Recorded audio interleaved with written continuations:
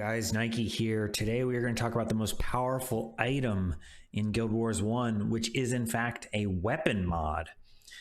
So for the 20th anniversary, ANET added some new mods to the item pool that give you 5 stats in a unique attribute for each profession. So the Ranger mod, for example, grants 5 expertise. The Ritualist mod grants 5 spawning power, etc., etc. Most of these are innocuous. 5 strength on a wand for an elementalist kind of does nothing. 5 fast casting on a necro, that's a little more interesting. You cast a little bit faster and you get some faster cooldowns. Pretty neat, but nothing mind-blowing. And quite often, quite a few builds, you're just going to get more value out of a 20% enchant duration mod than you would something like 5 fast casting.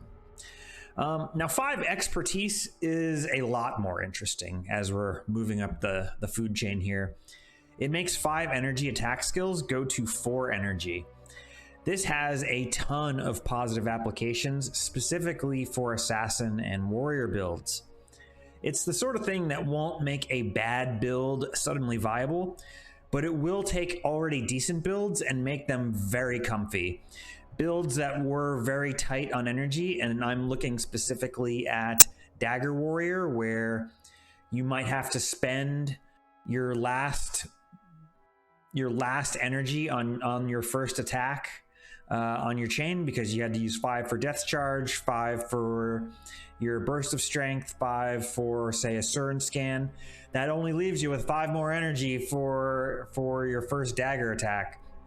So making that go to 4 means that you'll always have enough energy to cast your second and then third dagger attack.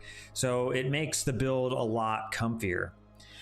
But that said, expertise, while good, it is not the game changer. The most powerful mod in the game is Necromancer. 5 soul reaping. When an enemy dies, you gain 5 energy, and this can trigger 3 times every 15 seconds.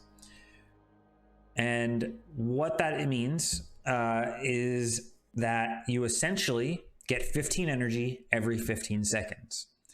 Another way to visualize this is that 1 extra energy per second, which is massive when you equip this mod. It's essentially the same as your character having 3 extra pips of energy.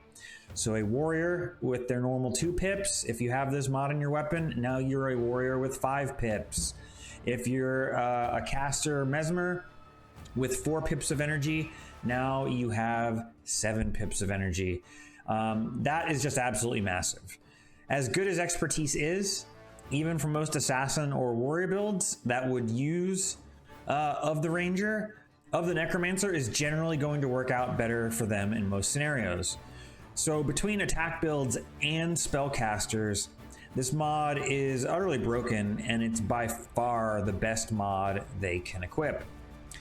So I went ahead and splashed the cash and purchased the mod for every one of my heroes in my Mesmer Way comp. They all have them now, and it's great.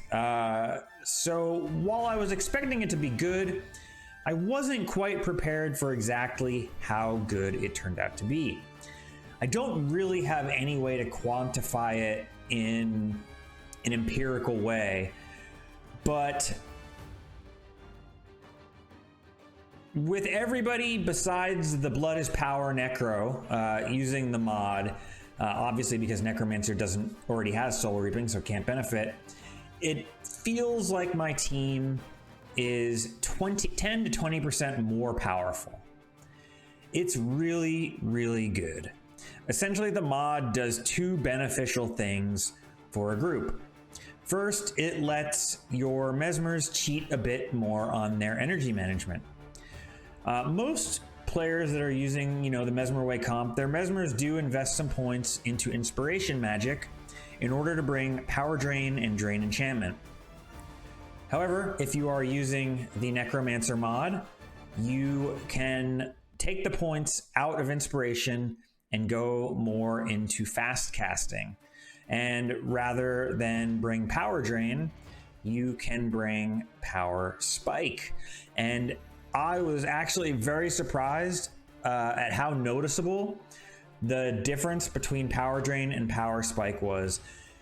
Fights end quite a bit faster with power spike. You'll be fighting a pack of mobs and there'll be, you know, one caster left, and it will go to use a skill and it just explodes. And that's the end of the fight. It makes fights end much quicker. The second thing it does is indirect, and it reduces the amount of pressure on your blood is power necromancer. So the way it works is, obviously blood is power is still vital, despite what, you know, some very misguided people on the subreddit will say. But if you reduce the need to use blood is power by, let's say, 25%, that's more time and resources that the blood is power necro can put into healing. It also means that when your shelter ritualist really needs energy, the BIP will be more able and more likely to help bail them out with a timely BIP, rather than exhausting itself trying to BIP all the mesmers offensively. In short, it substantially increases your team's offensive capability and defensive capability. Is it necessary to do all this? No. We happily cleared all the content, you know, in the game without this mod, and I'm definitely not telling you to rush out and remortgage your house or set your wife up on OnlyFans to buy these upgrades for your team. But if you are rich in the game and you have the money and it's just sitting there and you haven't done this yet, it's 100% worth it.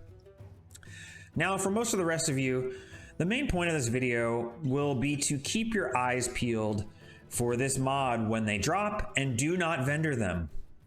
The necromancer mod on a quote-unquote bad weapon, like a sword or an axe or a hammer or a bow or a spear, is still like 10 ectos. On a more in-demand weapon like a dagger, a staff, or a wand, the mod is like 20 or sometimes 30 ectos. That is a lot of money. If you get one of these as a random drop, of course it is 100% always worthwhile to salvage it and sell it. Unless, of course, it's something you can add to your own build, in which case, give it a try. But for most of you out there who are slowly working on properly gearing and equipping your heroes, I bet that 20 ectos would go a long way to getting your team set up. Anyway, guys, that's it for me for today. Thanks for watching. Please leave any comments you have below. I'd like to hear what you have to say, and I will see you next time. Later.